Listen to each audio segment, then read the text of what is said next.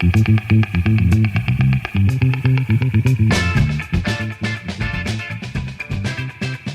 is Think Out Loud on OPB. I'm Jeff Norcross, in for Dave Miller. And we're coming to you live from the Literary Art Space in downtown Portland.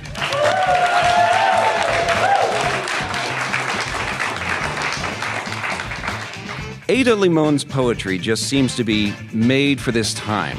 Through plain and loving language, she finds joy and even sacredness in the mundane and everyday, like hearing the call of a sparrow or taking out the trash. She also beautifully captures the agitation and anxiety that comes with being a human right now, when our leaders are telling us the emergency is over, but we're still feeling something like a threat. Ada Limon's poetry lives in that liminal space between serenity and grief and many other intersections. Ada Limón is the author of 6 books of poetry, and her latest is called The Hurting Kind, and she is the Poet Laureate of the United States. Ada Limón, welcome to Portland and welcome to Literary Arts. It's a pleasure to have you. Thank you so much. It's a pleasure to be here. I'd like you to start with a poem that gets at that idea of living in peace and nervousness at the same time in a space that you call between the ground and the feast. Oh, yeah. It's called Not the Saddest Thing in the World. Could you read that for me, please? I'd be honored. Thank you. Not the saddest thing in the world. All day I feel some itchiness around the collar, constriction of living. I write the date at the top of a letter, though no one has been writing the year lately. I write the year. Seems like a year you should write, huge and round and awful. In between my tasks, I find a dead fledgling, maybe dove, maybe don't know to be honest. Too embryonic, too see-through and wee. I don't even mourn him, just all matter-of-fact like, take the trowel, plant the limp body with a new hosta under the main feeder. Seems like a good place for a close-eyed thing, forever close-eyed, under a green plant in the ground, under the feast up above. Between the ground and the feast is where I live now. Before I bury him, I snap a photo and beg my brother and my husband to witness this nearly clear body. Once it has been witnessed and buried, I go about my day, which isn't ordinary exactly because nothing is ordinary, now even when it is ordinary. Now something's breaking always on the skyline, falling over and over against the ground, sometimes unnoticed, sometimes covered up like sorrow, sometimes buried without even a song. I love that line. I go about my day, which isn't ordinary, exactly because nothing is ordinary. It's like everything has been elevated to something meaningful.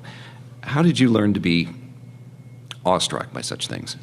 I think I've always been interested in what deep attention does to the mind. So if I'm looking really closely at something or deeply paying attention to the moment, it becomes almost surreal. And I think there's a beauty in that. And I love living in that idea of wonder and the idea of awe and those moments that can open for us if we're really present and we think about what's happening in our bodies and our minds just even in this moment. It's exceptional and strange. Being alive is really weird. And I think about that a lot. The human experience is super bizarre. And I think even as a kid, I felt that. I was very aware of that. And so I think it has always been something that has kept me writing poetry, is coming back to those moments of the strangeness of the life experience. And how do you find yourself, well, let me rephrase, how do you get yourself into those spaces in such a noisy world? I think it's very interesting right now to find moments of peace and quiet. And if it's not sort of audio, then it's also the visual, right? Like there's no way to sort of get away from the phone screen or the computer screen or sounds. Even those of us who are like, I'm going to take a walk, they're like, and I'm also going to call my parents, or I'm going to call a friend, or I'm going to listen to a podcast. All of those things are great. But I also think it's really important to find those moments of silence and quiet, even if it's just for a minute. And every time someone says to me that they have trouble writing, I think, when was the last time you were just quiet for a second? Because if you can find 5 minutes of quiet, the voice that comes to you, I call it the voice underneath the voice, that is where the poet lives. And it's a little hard to dig out sometimes amongst like the chaos and, the noisiness of the world. You've written, it's my secret work to be worthy of this infinite discourse where everything is interesting because you point it out and say, isn't that interesting? that is power, actually. But when you think about it, isn't that what poetry has always done, kind of elevated the obvious? Yeah, I think that it's always elevated the moment. It's elevated, it's making what we know strange again to us. It's allowing us to witness it in a new way. And I think that so often we're taught that we have to kind of numb out to the world in order to get from one moment to the next, right? If we felt everything all the time, we would just be lying down on the floor and giving up. So I think there's a part of us that knows that in order to protect ourselves, we have to shut down some elements because we have to, get from point A to point B. We have to go to work, or we have to go to school, or we have to do a project. We have deadlines, we have obligations, we have to make a living, all of those things. And yet I feel like poetry turns on that part of us that recognizes that we are deeply feeling people and that we are actually really noticing and paying attention to the world, but that sometimes it's so hard to stop and do that, because if we do, we'll recognize all of the grief that we're experiencing, some of the joy that we're experiencing, and that can be overwhelming. So poetry is a way of turning it on. It's a protected space for those feelings. When did you first fall in love with language, and who or what put you on the path to becoming a poet? Yeah, I always loved poetry, but I also loved songs. I always wrote songs when I was a kid. I had a big Labrador named Dusty, and I would just write songs and sing them to my dog. And she, I think, very much enjoyed them. She didn't tell you otherwise. No. Yeah. And then when I was in high school, I was 15, and there was a poem that was on a test. It was One Art by Elizabeth Bishop, and I remember reading it and thinking, oh, this is a love poem. And it was extraordinary. And I remember my high school English teacher, Mrs. Lale, was so surprised because I asked her if I could keep the test so that I could keep the poem. And Elizabeth Bishop remains one of my favorite poets to this day. She was also a poet laureate. Yeah. You grew up in English-speaking houses, but your grandfather spoke Spanish. Yeah. I don't see any literal Spanish words in your poetry, but is that language in there in some way? Yeah, I mean, I think that it's interesting because I knew his Spanish was almost always in song because he was a great singer. He had this really deep, beautiful voice, and so like the Spanish I recognize the most is always in song, and he sang quite a bit, and so I think it's in there, and it's a different kind of musicality. But it's also in his way of, I think the way that he sort of sang back to the world is part of what I'm doing, is singing back to the world. There's a poem in your book, The Carrying. It's called "The Contract Says We'd Like the Conversations to Be Bilingual." Could you read that for us, please? Sure. I wrote this poem thinking about the difference between representation and tokenization. The contract says we'd like the conversation to be bilingual. When you come, bring your brownness so we can be sure to please the funders. Will you check this box? We're applying for a grant. Do you have any poems that speak to troubled teens? Bilingual is best. Would you like to come to dinner with the patrons and sip Patron?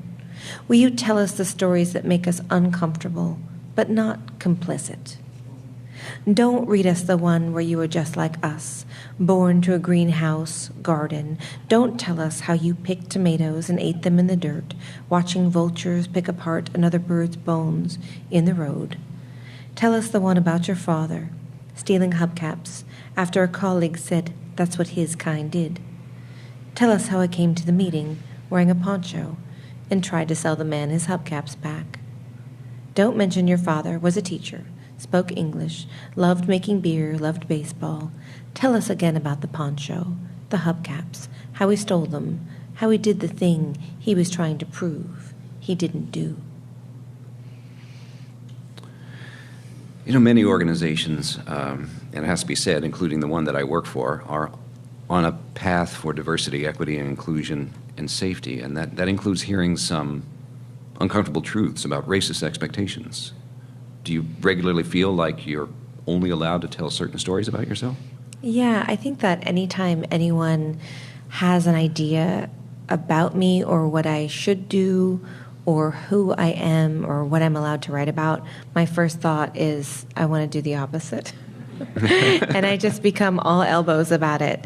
And as soon as someone is like, well, you are doing this, and this is the art you make, I think, now I'm not going to make that art anymore. I'm going to do something entirely different. And I've always been that way. And I'm also very aware of, like, what is it to represent, you know, my Mexican ancestry in a way that really cherishes and honors and upholds the legacy of my people, but at the same time makes room for that. There's many different ways to be Latinx. Like, there's many different ways to be Latina, so that, you know, it's not just one thing. There's no one way to be an artist in this world, and there's no one way to be, you know, a Latina in this world. And so I think I'm making space, hopefully, for all the different multiplicities of those identities. We're talking with U.S. Poet Laureate Ada Limón. Her latest collection of poems is called The Hurting Kind. Ada, I heard you say that you were raised by atheists. Mm-hmm. I mean, that actually surprised me because I feel in your poetry a reaching for the divine, yeah, whatever that is. So what? Are you rebelling against your upbringing a little bit? What's that like? No, I mean, I think that there's a lot of different ways to talk and think and feel about the sacred. And my mother in particular really didn't believe in organized religion. She still doesn't. And so as a kid, that was not part of our conversation. But we talked deeply about witnessing the world, what it was to be connected to things, what it was to find a sense of wholeness within the natural world, to have a feeling like there was something larger at play, and that could be the planet. You know, that could literally be the mysteries of nature. And it could be the fact that we are part of nature. And all of that was just as sacred as any of the sacred texts, right? So that was a big part of it. So I think that if there is a searching in my work, it's not for an organized religion or religion in general, but as a way of finding wholeness and making sense out of the deep question of our own mortality and how one lives on this planet to their fullest and how one looks after one another and themselves at a time when it's not just chaos we're up against, but also our own internal struggles. So I think there's always that those questions there, that curiosity. And I think one of the best things that my mother taught me was that to live in the questions can be beautiful. To not always have to surrender to someone else's answers can be beautiful. If anybody has questions for Ada Limón, I would love to be able to entertain a few of them. And if you could introduce yourself to us and ask your question, please. So I have a quote from you from a while ago, and it reads, quote, "I suppose in my life I have never done things the ordinary way. I'm either deep in the bottom of the well or nowhere near the water," unquote. So I'm curious about how your sensibilities and your sensitivities are informed by this. Yeah, thank you. I don't remember saying that, but I believe it. And I think that for me, I'm very aware of having always felt a little bit different. And I think that I witness things in a different way, and sometimes it has disturbed me. I pay a deep attention can be also hard, right? Because it means you're witnessing everything all at once. And if we felt, like I said, everything all at once, it can be really intense. And so I have felt a life of intensity. And so I think that what I have done with that and how I have worked with that is to create some equanimity and space around that intensity, so that actually that deep attention and that deep feeling has become a gift instead of something I have to push against. And I think when I was younger, it was overwhelming, and now I've added more space around it so I can appreciate that, as opposed to feel like it's holding me in some kind of trap of high energy emotion. We have a class from Woodburn High School who's joined us here today, so glad to hear a question. What's your name, hon? My name is Belen Mendoza, and I guess my question is, growing up as a person of color, you have these certain expectations to follow a more traditional career. Mm-hmm. And I guess my question is, how did you choose to follow your career, or what were your parents' thoughts on you following a career in literature? Yeah, that's really beautiful. I appreciate that question. And I think that's very true. I know that my grandfather, when he came from Mexico, he was from San Juan de los Lagos in Jalisco. And I don't think choosing art was an option for him, right? And he really chose a steady job. He worked for Con Edison, and I think that my father and all of his siblings were similar. Everyone was about finding that really steady job that would protect and preserve, their lives. And I think partly I had the opportunity to expand that idea of what the options were, because my mother was an artist. She was a painter. And then I think the other part of it was the encouragement I had from my dad, who was my elementary school principal. So, he was in education his whole life, very serious about creating security. I think that he really saw in me that it meant everything to me to explore the arts. And my mother and my stepfather were all in. I had to win over my dad a little bit, but honestly, I think he saw how much it meant to me. And he also knew that I knew there was no safety net. I wasn't someone who could fall back on money. I wasn't someone who, someone was going to be like, "Oh, you can't make your rent. Here's this." He knew that I was going to do my best to also have other jobs, and I think he trusted me with that. And so I feel really grateful that they trust me with that. But it wasn't without convincing and proving myself in many ways, being that straight A student, being the person that made sure that I got on the dean's list so I could maintain my scholarship. All of those things were really important. And I think in that way, the freedom of being an artist also came with the responsibilities of knowing how to take care of myself and knowing how to pay my rent and make a living. And I think actually money is something that artists don't talk about enough. but I think there's a way to do it and to find the balance of making art and finding security. And I think that some of us, especially those of us who are first generation or second generation, have to find that way. You spoke about the support that you had from your mother and your father, but also stepmother, stepfather, and I, like you, had two sets of parents. Yeah. And it took me a little while to recognize the gift that was. And in fact, you have a poem that speaks to that. It's called Joint Custody. Do you mind reading, please? I would love to. Joint custody. Why did I never see it for what it was? Abundance. Two families, two different kitchen tables, two sets of rules, two creeks, two highways, two step-parents with their fish tanks or 8-tracks or cigarette smoke or expertise in recipes or reading skills. I cannot reverse it.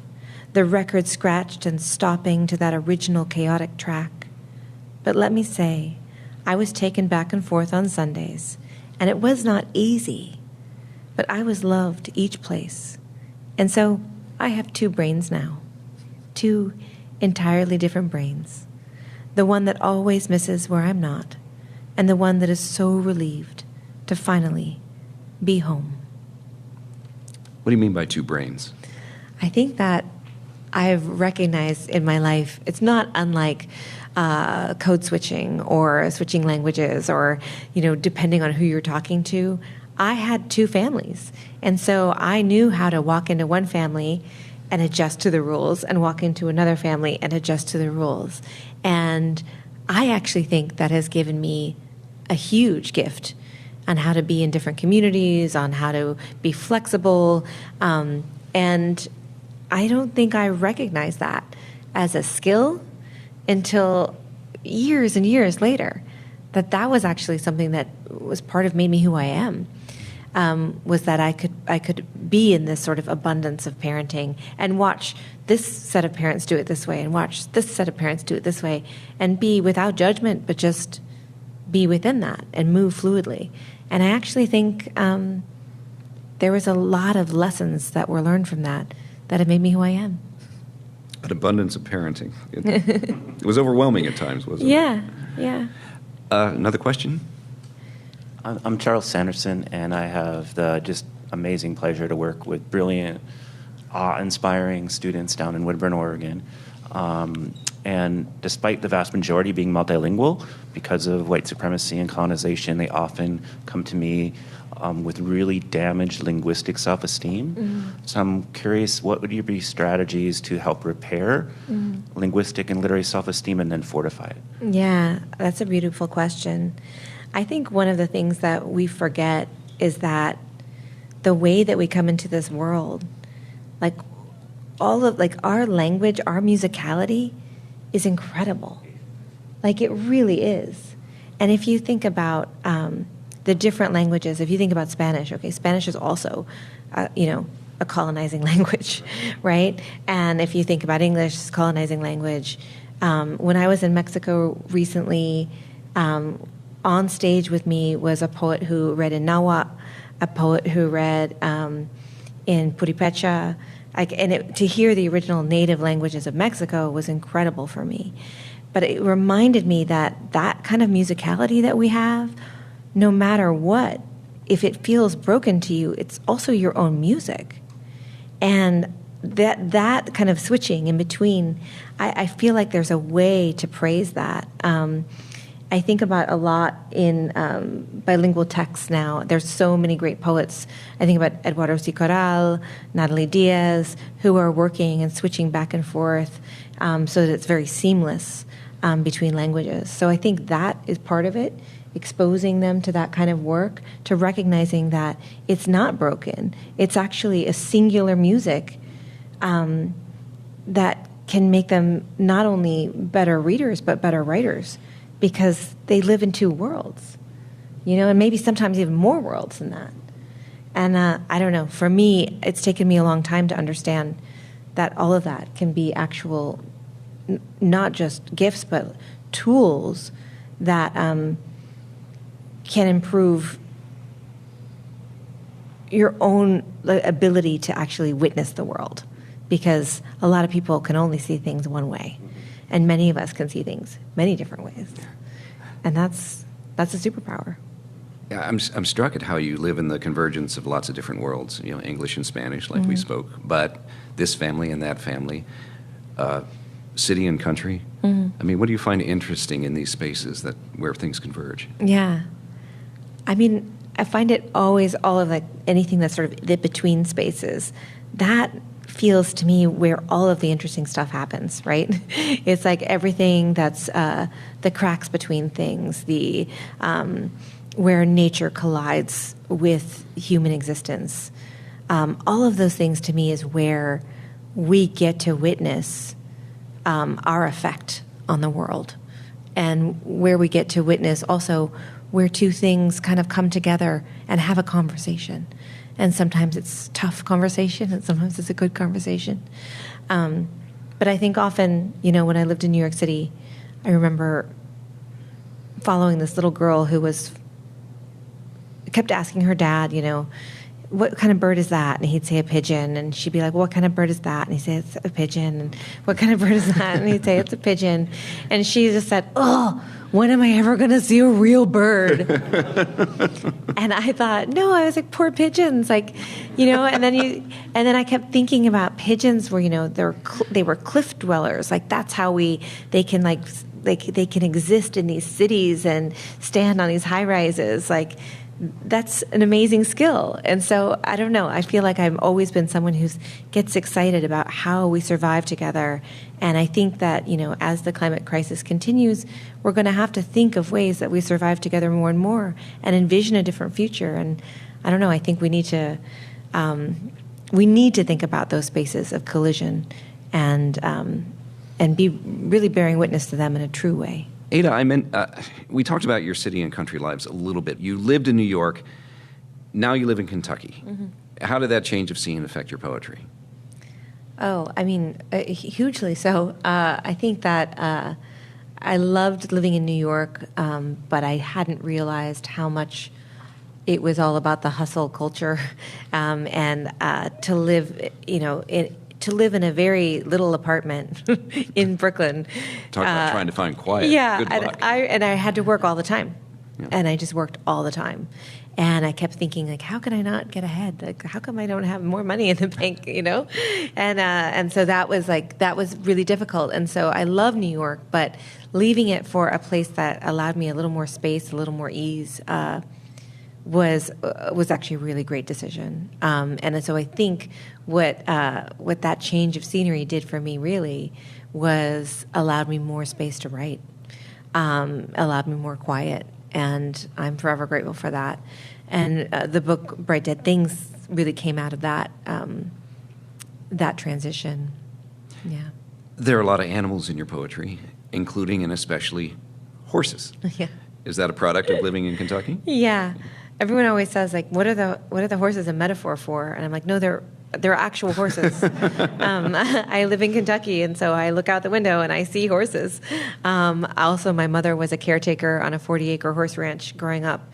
They were all retired police horses from San Francisco, and she was the caretaker on the ranch. And so, I grew up around horses, and yeah, they're to me a very mysterious animal, and they're sort of unlike the kind of pet. There's no sort of dog or cat element to a horse. A horse feels like a wild thing, but will also kind of tell you what it needs, and there can be such a communion. So yeah, I have a lot of poems about them, and I think a lot of it is because I feel like I could never know a horse truly. And that feels like people. Yeah. You could never know a person truly either. You have a beautiful poem in The Herding Kind that's about horses, but is clearly about something else. It's called Foaling Season. Oh, yeah. Do you mind? Of course. Foaling Season. 1. In the dew-saturated, foot-high blades of grass, we stand amongst a sea of foals, mare and foal, mare and foal. All over the soft hillside there are twos, small duos ringing harmoniously in the cold, swallows diving in and out, their fabled forked tail where the story says the fireball hit it as it flew to bring fire to humanity. Our friend, the Irishman, drives us in the gator to sit among them. Everywhere doubles of horses, still leaning on each other, still nuzzling and curious with each new image. Two female horses, retired mares, separated by a sliding barn door, nose each other. Neither of them will get pregnant again. Their job is just to be a horse. Sometimes, though, they cling to one another, find a friend, and all whine all night for the friend to be released. Through the gate, the noses touch, and you can almost hear, "Are you okay? Are you okay?" 3, I will never be a mother. That's all. That's the whole thought. I could say it returns to me watching the horses, which is true. But also I could say that it came to me as the swallows circled us over and over, something about the myth of their tale, how generosity is punished by the gods. But isn't that going too far? I saw a mare with her foal, and then many mares and many foals, and I thought simply, I will never be a mother. 4, one foal is a biter, and you must watch him as he bares his teeth and goes for the soft spot. He's brilliant, leggy, and comes right at me as if directed by some greater gravity, and I stand firm and put my hand out first, rub the long white marking on his forehead, silence his need for biting with affection. I love his selfishness, our selfishness, the two of us testing each other, swallows all around. Every now and then, his teeth come at me once again. He wants to teach me something, to get me where it hurts. I will never be a mother. You have unflinching poems about your inability to have children and your eventual embrace and acceptance of that life. And that resonates with me because I am in love with a woman who went on the same journey. Mm-hmm. Can you talk about how your childlessness, or maybe your child freedom, maybe that's how you look at it. How does that show up in your work? Yeah. It's a very interesting thing to start writing about, because I think I had always envisioned, like many people do, that they will be parents. And I thought that was sort of my journey. And then when it turned out not to be the case, and we started to struggle, and went through all the treatments and all of those things, even during the treatments, I started to question, I wonder what would happen if I was okay with not being a mother, which I think I asked myself a lot of things like that. Like, what would happen if I was just okay with myself? What would that look like? What would happen if I really allowed myself to be free in my own body and in my own mind? And I started to think about it, even in those treatments, that maybe I could be fine either way. And that was huge.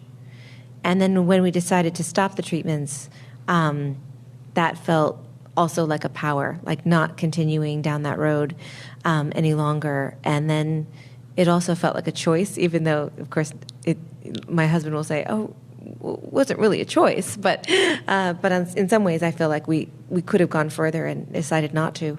And then I think also there's many different ways to be in the world, and one of the biggest things for me was being child-free has given me really a way of being an artist in a different way.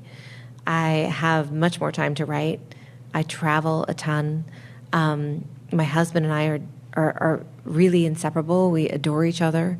And I think that we have embraced being a family in a way that, is without the child at the center, but it's our love at the center. And I think there's a real beauty in that, too. So I think that a lot of it is not dissimilar to what I was saying earlier about thinking about, divorced parents or any of those things. It's like, what is the moment where you can flip the narrative and stop listening to what everyone else says or what everyone else wants you to be, and start listening to what it is you really want, and think of it as possibility instead of limitation?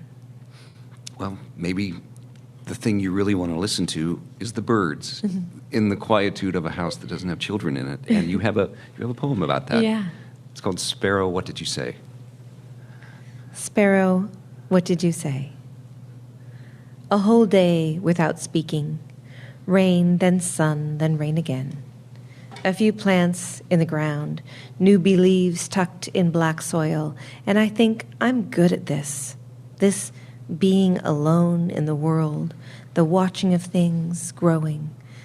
This older me, the she in comfortable shoes and no time for dishes, the she who spent an hour trying to figure out what the bird with a 3-note descending call is just a sparrow. What would I do with a kid here? Teach her to plant, watch her like I do the lettuce leaves, tenderly, place her palms in the earth, part her black hair like planting a seed? Or would I selfishly demand this day back, a full, untethered day, trying to figure out what bird was calling to me and why? That's so beautiful. And so much of your poetry is just rich with restorative energies of the natural world, and especially in a confusing and noisy and disconnected time. Where did you learn to love nature?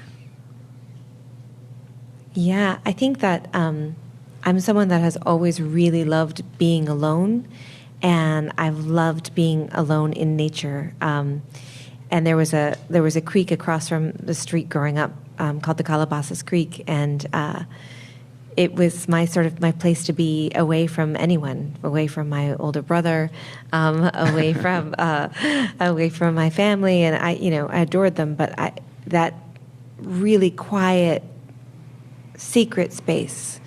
And I remember watching like the minnows and the fish and the little creek snails and thinking how amazing that there was this whole world, this little world underneath the road, and that everyone drove over the road and never knew about this world.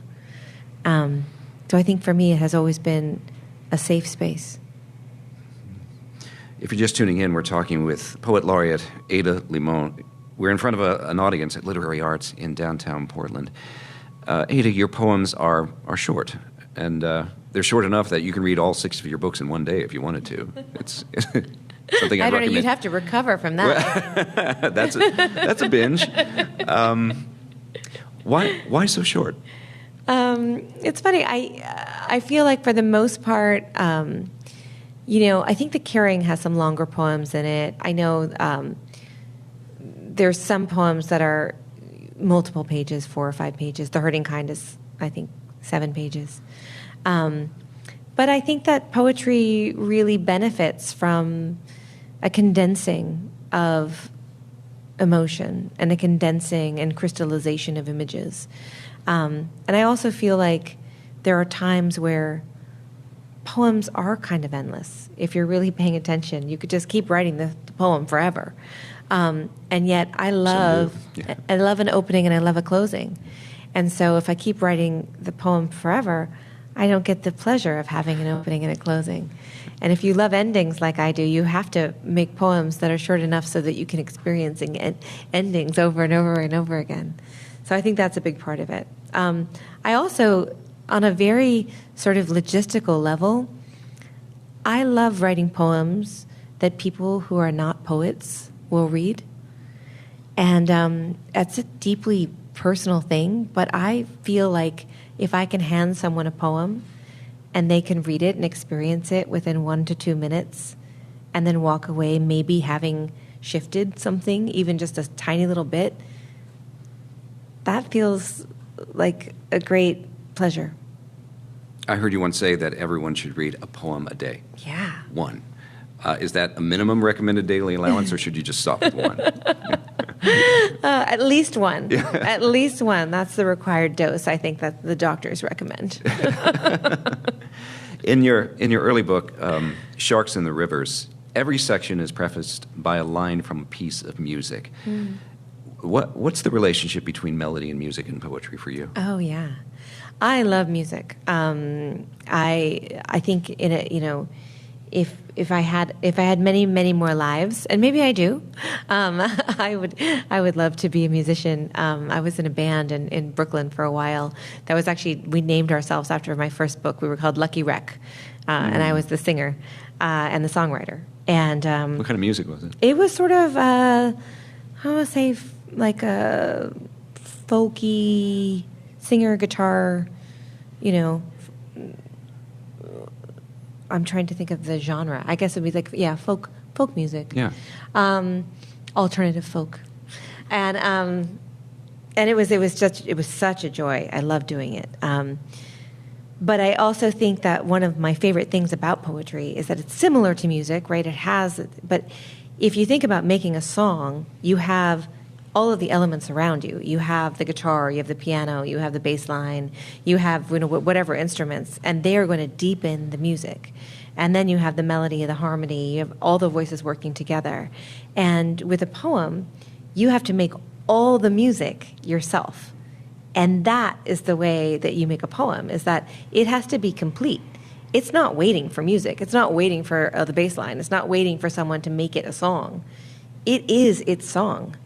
And so I love that part. I love that the actual lineation makes a metric, element of music. I love that the line breaks can be staccato or can be, faster.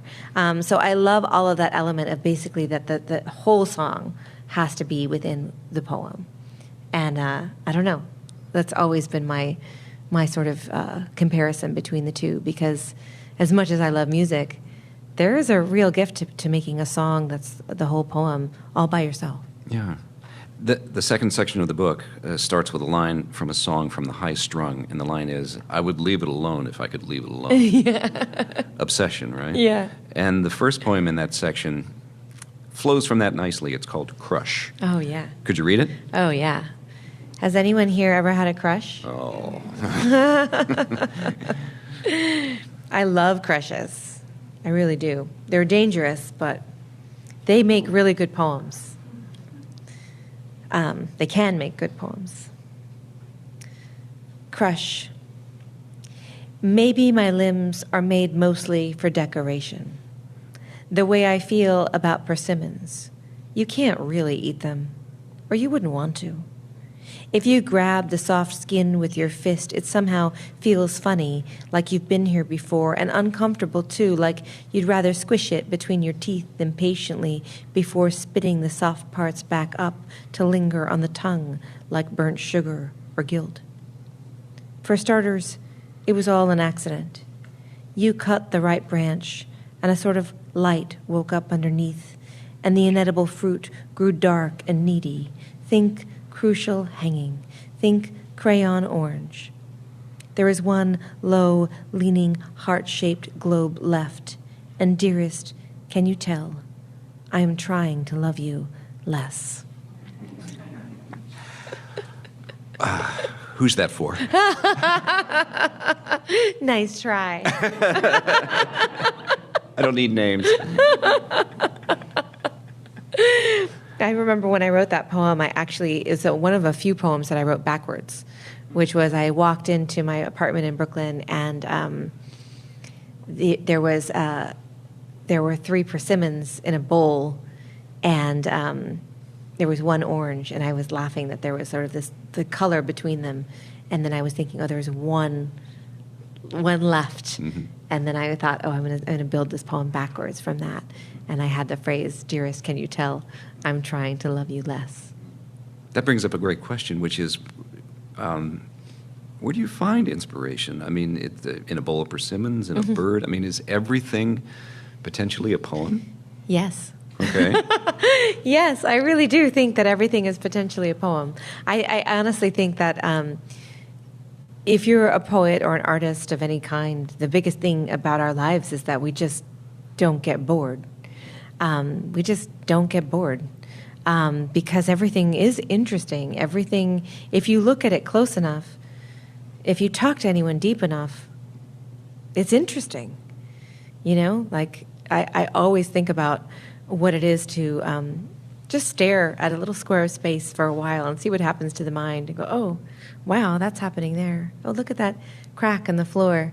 I wonder where that, oh, that's, all of these things. And I think that if you really, it begins to, like I said, make things strange again. And I'd much prefer that kind of strangeness and wonder to the numbness that it's easy to kind of adopt as we move through the world.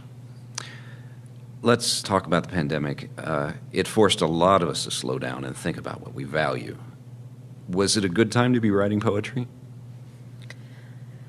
No. No, it was not. I think that I think that poetry has always and hopefully will continue to be a lifeline for me. So poetry really helped me so much, both reading it and writing it through the pandemic. But I think, like many of us, I was feeling really isolated. I was feeling really separated from my family. My whole family is on the West Coast. And, here I was living in Kentucky and not being able to drive over and see them and just worrying about everyone. I think that I had a lot of worry. And I think like many people, I can write from sadness. I can write from having a crush. I can write from, love poems. I can write, happy poems, joyful, honoring. But if I'm really scared or anxious, that's actually a really, really hard place for me to write from. So I had to kind of train myself to write again because, honestly, the anxiety was kind of silencing me because I just kept thinking, what happens? What if I lose someone? What if, and I kept thinking about everyone in the healthcare industry, and it was hard to kind of get out of the self for a little while or get out of the brain, I guess, enough to pay attention to things. And once I started that and started looking at the birds again or started to look at, the natural world around me, I could find my poems again. How are you a different writer now, having gone through the experience? I think that I have a little bit more interest in the collective as opposed to the individual. I think that I'm very interested in all the things that we all go through together. What the human experience is. Like, even though we're all individuals and all of it, we all have different experiences, but there's all similarities. That we're all going to, experience loss, that we're all going to eventually die, that we're all going to experience sort of the ebb and flows of life, all of those things.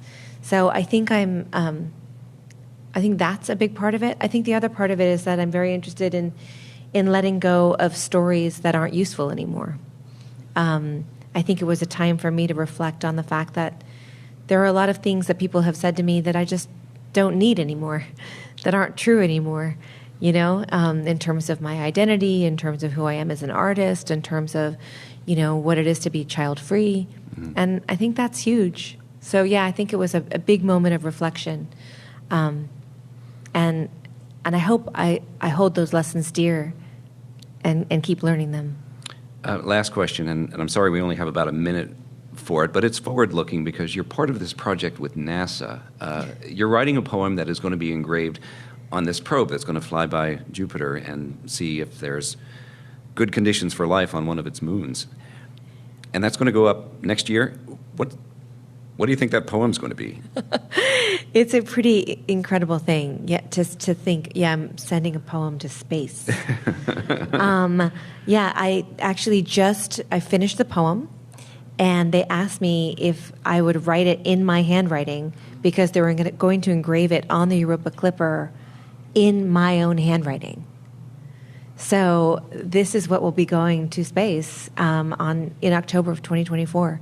And it's just a huge honor. Oh, that's so cool. Ada Limón, it was a pleasure to speak with you. Thank you so much. Thank you.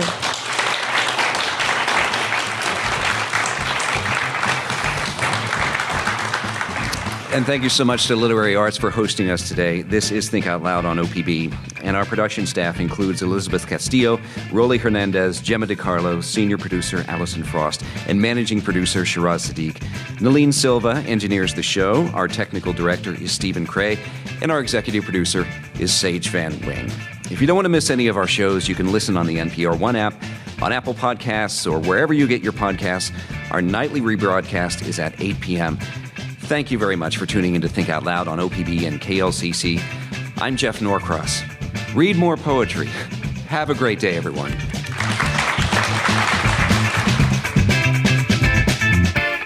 Think Out Loud is supported by Steve and Jan Oliva, the Rose E. Tucker Charitable Trust, Ray and Marilyn Johnson, and the Susan Hammer Fund of the Oregon Community Foundation.